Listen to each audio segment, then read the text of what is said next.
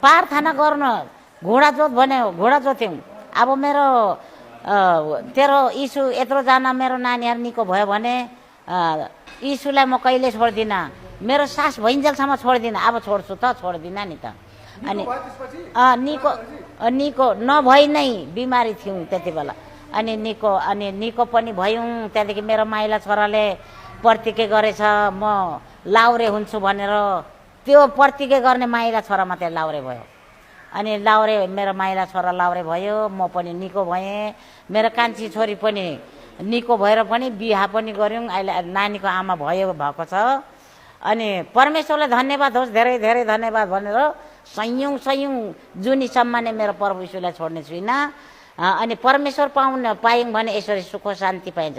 अहिले मेरो 4 भाइ छोरा, 4 बहिनी बुहारी, 3 भाइ ज्वाइँ, 3वटा छोरी, अनि मेरो 12वटा नाता नातिना भइसकेछ। मेरो श्रीमान चाहिँ मङ्सिरमा सुत्नुभयो।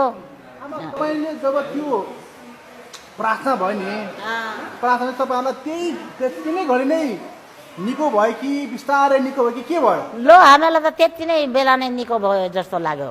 त्यो मेरो त्यहाँ भएको कता गयो। अनि त्यो मेरो कान्छी उठी निक्लेर म त प्रार्थना पो गर्छु भन्दै थियो भन्यो। अनि त्यत्तिकै त निको भएको केही पनि नगयो, त्यत्तिकै निको भएकै।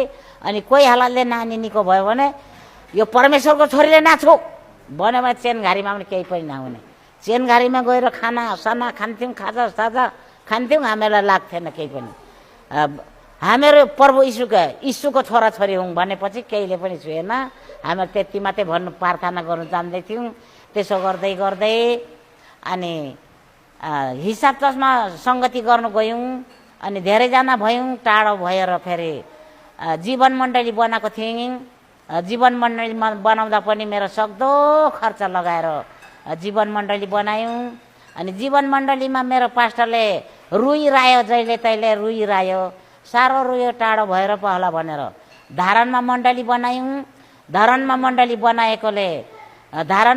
बनाएको साह्रो पिराएर अहिले काठमाडौँतिर पनि यसो सङ्गति गर्दैछौँ।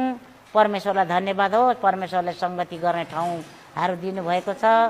अनि यो मेरो 12जना मेरो नाता नातिना र मेरो 4 भाइ छोरा, 4 बहिनी बुहारी, 3वटा ज्वाइँ, केही नभई मेरो